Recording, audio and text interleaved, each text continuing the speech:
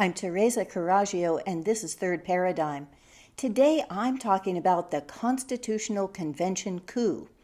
In Robert Malone's Substack, he's written about Article 5 and how it's being invoked lately, which gives the ability of Congress to not only propose new amendments, but to call an entirely new constitutional convention. But I'm not talking about that one. I'm talking about the original con, which seems like it should have a little dance to go with it. I'm talking about the original Constitutional Convention and why that was both a coup and a con. I've written extensively about the Constitutional Convention in my book, How to Dismantle an Empire. It takes up the better part of a chapter called The Short Eventful Life of Sovereign Money. So I'm going to explain why Benjamin Franklin says that the Revolutionary War was fought and how the Constitution ended up defeating the purpose for which the Revolutionary War was won. To do that, I'm going to be looking at several books. These are just for background. This is Saul Cornell, The Anti-Federalism and the Dissenting Tradition in America. There's Ratification, The People Debate by Pauline Maier. There's The Anti-Federalist and Early American Political Thought by Christopher Duncan. And Forced Founders by Woody Holton. But mostly I'm going to be looking at what the Anti-Federalists were for and also Constitutional Myths by Ray Raphael. Let's start with Benjamin Franklin. My economic model is based on Franklin's colonial script that he developed for the Commonwealth of Pennsylvania. He was 23 when he first defended it, and then 20 years later was called before the British Board of Trade to explain it. So before he arrived there, he traveled through Ireland and Scotland and was appalled at the level of poverty. So what he told them when he arrived was that in Pennsylvania, every owner has the vote in public affairs, lives in a tidy, warm house, has plenty of good food and fuel, with whole clothes from head to foot, the manufacture perhaps of his own family. He continued that there were no poorhouses and no one to put in them because every willing person was employed. Rather than creating a social welfare state, the script empowered families and neighborhoods to take responsibility for themselves. The script also organized labor for the common good, enabling two of Franklin's social inventions, the postal service and the free library. However, this had the opposite effect on the Board of Trade because they were shocked and immediately put in the Currency Act of 1776. And that made it illegal for them to create their own script. So that's why they were in debt for trade by almost $3 million within the next couple years. And that's why he says the Revolutionary War was fought in order to get back the right of communities to create their own currencies for their own domestic trade. During the Revolutionary War, however, they used the Continental, which was not Franklin's plan. The reach through all 13 states of the Continental made it vulnerable to counterfeiting, which was done by the Tories on a boat offshore from New York. And that was used as a weapon of war, and it was flooded with counterfeit Continentals. And so then they took on foreign debt. But the foreign debt was denominated in gold and silver, not in the Continental, which is something we saw before with the Weimar inflation and something that we see now with Latin American countries, that debt should always be denominated in the country's own currency. That means that, in a sense, it's a trade for future product. It can be cashed in later for things that that country makes in its own currency. But if it's in a foreign denomination, it's always vulnerable to that kind of hyperinflation. After the war, the colonists expected to go back to having their own local currencies. But the veterans were paid in continentals, which at that point were so worthless they were just sold to speculators for pennies on the dollar. So they were being taxed and couldn't pay their property taxes, and their homes and their farms were being foreclosed on because of this. This led to Shays' Rebellion, where farmers and veterans surrounded the courthouse and demanded that foreclosure stop until they could create their own Massachusetts currency and be paid for their service for the Revolutionary War so that they could then pay their back taxes. This succeeded for a while because the militia that was called said, hey, we're farmers and veterans too, so we agree with them, and they refused to shut them down. But then the Massachusetts merchants and bankers hired a mercenary militia from the other end of Massachusetts, brought them in, and because there was a note that was intercepted between Shays and Luke Day, who was the other person who had their militia, and they were about to capture the armory, but a note that said, we want to wait one day, was intercepted. And so not only were they warned of the attack, but one part attacked a day sooner. So the difference that a day made was that there was no sovereign currency, and 4,000 Massachusetts citizens all had to sign for amnesty that they would never again vote or participate in politics again. Shaken to his core, Samuel Adams wasted no time in writing up the Riot Act that suspended habeas corpus and proposed execution for anyone participating in this kind of uprising. And Washington said that commotions of this sort are like snowballs, and they will gather more and more if they are not divided and crumbled. Later that same year, 12 commissioners, trade commissioners, met in Annapolis to remedy defects in the Articles of Confederation.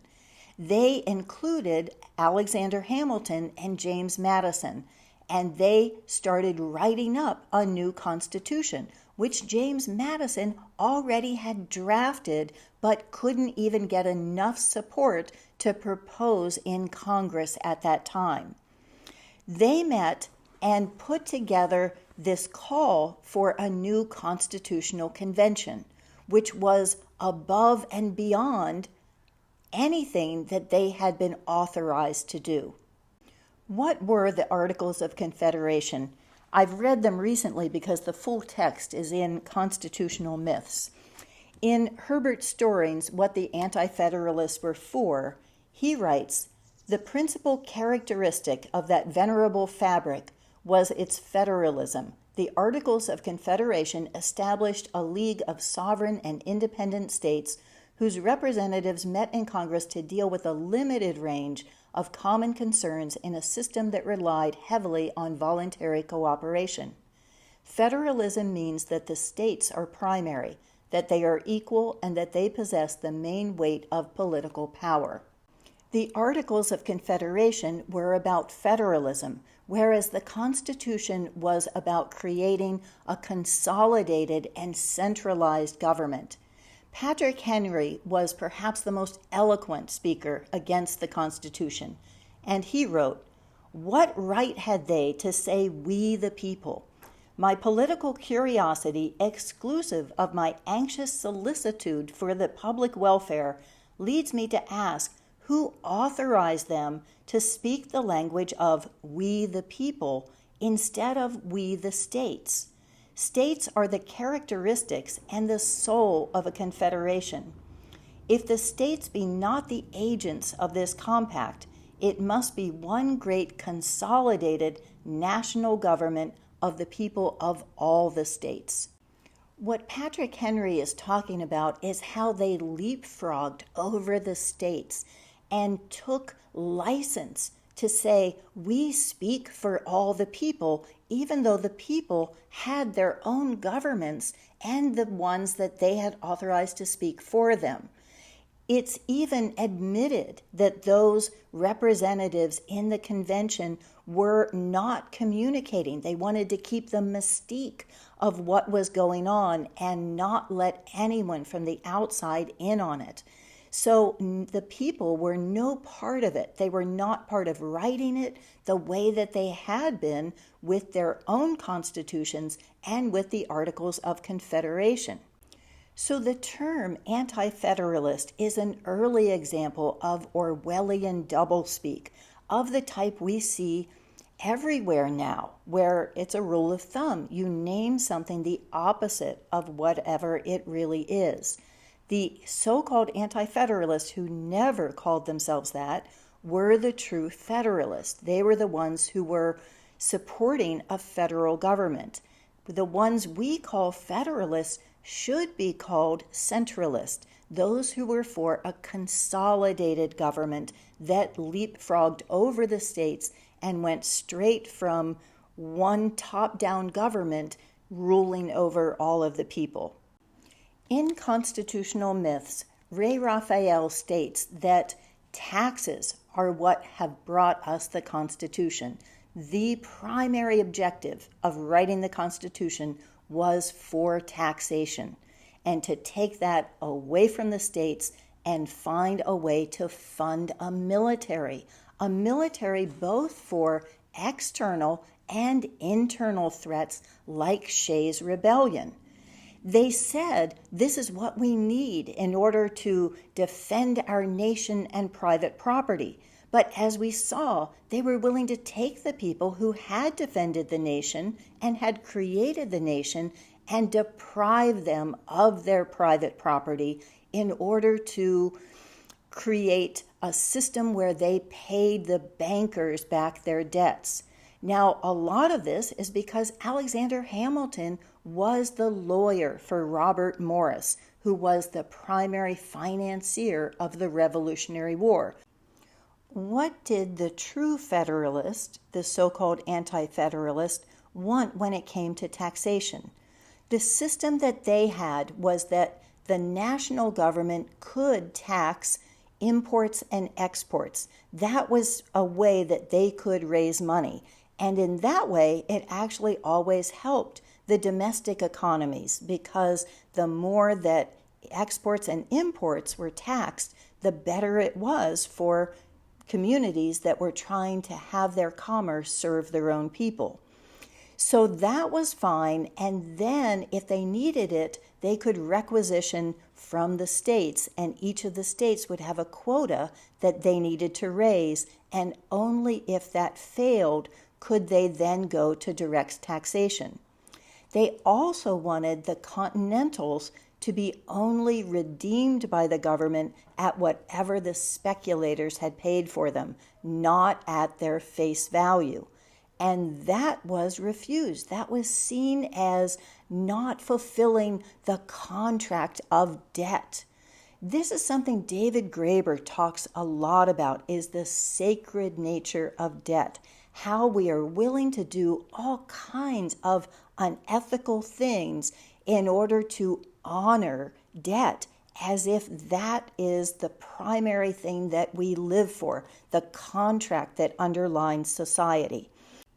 At the end of the convention, Benjamin Franklin said, "I think this is a mistake and that the country will fall into despotism. But I've lived long enough to know that I've been wrong in the past. And so within these walls, I say this, and within these walls, they will die. I will never speak a word about this outside." So that was his concern, but then it had to go through ratification. And the ratification process was something that was not a given, that the states felt that they had not been included. The people had not been included in the process, and this wasn't what they wanted. So Massachusetts, in particular, was locked. They weren't getting any progress. And finally, the ones for the Constitution said, how about you write up some amendments, and if you agree to the Constitution, we'll fight for your amendments. So that compromise was what ended up making the next 6 states actually pass the Constitution. And all of them wrote up their own amendments, and they wrote a lot of them. Virginia had 20 amendments and 20 more as a Bill of Rights. Then North Carolina added another 6 to that list. New York had 32 amendments plus 24 principles that were in its Bill of Rights. So that's what they went back to the Constitutional Convention with as their conditions for ratifying it. Most people, when they praise the U.S. Constitution, are really talking about the Bill of Rights. But when the states went back with this, the framers were not very interested. As a matter of fact, Washington said he thought this was not very essential, but if it would make people happy, that they would consider it. And James Madison ended up drawing up his own list. Why?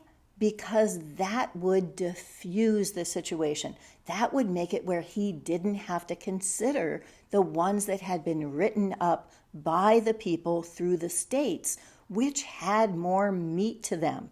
So the ones that Madison drew up were called by South Carolina Senator a few milk and water amendments had been proposed by Mr. M, such as liberty of conscience, a free press, and 1 or 2 other things already well secured. I suppose it was done to keep his promise with his constituents to move for alteration, but if I am not greatly mistaken, he is not hearty in the cause of amendments. Others said they will value these as no more than a pinch of snuff.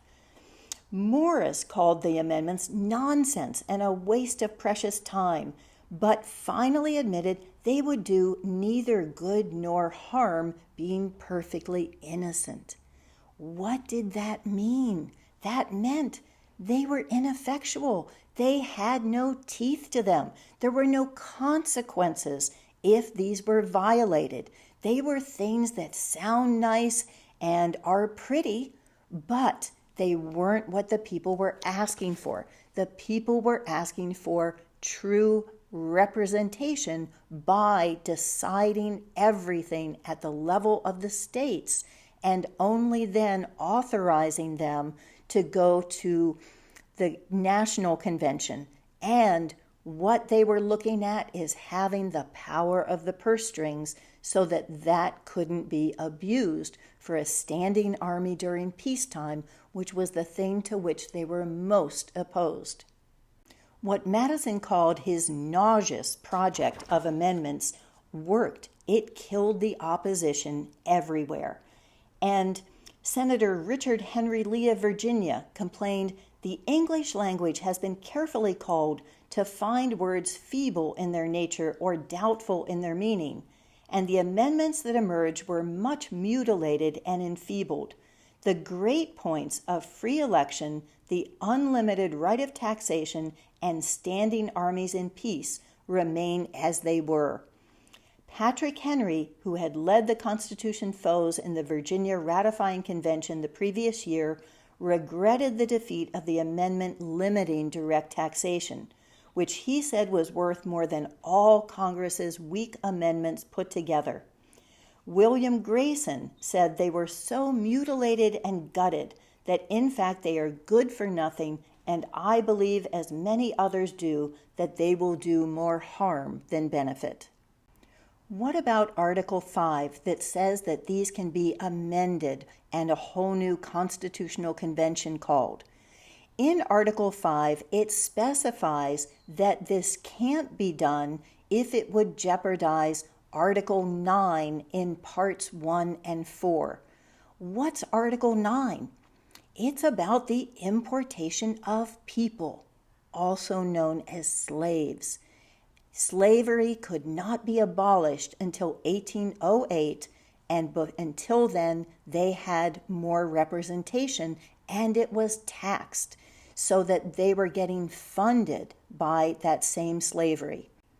One of the leading opponents to the Constitution was Judge Robert Yates, who was a federal judge in New York who wrote as the so-called anti-Federalist Brutus. Here's what he wrote. What adds to the evil is that these states are to be permitted to continue in the inhuman traffic of importing slaves until the year 1808, and for every cargo of these unhappy people, which unfeeling, unprincipled, barbarous, and avaricious wretches may tear from their country, friends, and tender connections, and bring into these states, they are to be rewarded by having an increase of members in the General Assembly. So the third thing, besides direct taxation and a standing army, was to protect slavery. And there was such a massive movement for abolition that they had to write it into the Constitution that there could be no amendment of that before 1808. And as we know, 1808 came and went with more members of the Assembly to protect slavery and more taxation of that importation so that they were more reliant on the money that slavery brought in. In fact, they didn't end up needing the taxation in order to raise an army until the Civil War. Before that, in the War of 1812, they were able to raise the money themselves, even though we should look at that as another offensive war, since the Native Americans were on the other side. And in fact, the first war they tried to raise money for was one against France. So these weren't defensive wars at all. And the Civil War could have been prevented if they had simply stuck with the Articles of Confederation and the movement at that time to abolish slavery, with which the Constitution prevented. For more on this topic, since we're really talking about populism, this is Thomas Frank Misses the Point of Populism, and this is Debunking Democracy. And please check out my Substack, which has the links and quotes, and sometimes the video and the text don't even have a lot in common. So they're almost like two different episodes. And Substack has gotten up to 400 subscribers on the same day that YouTube got up to 500. Thank you.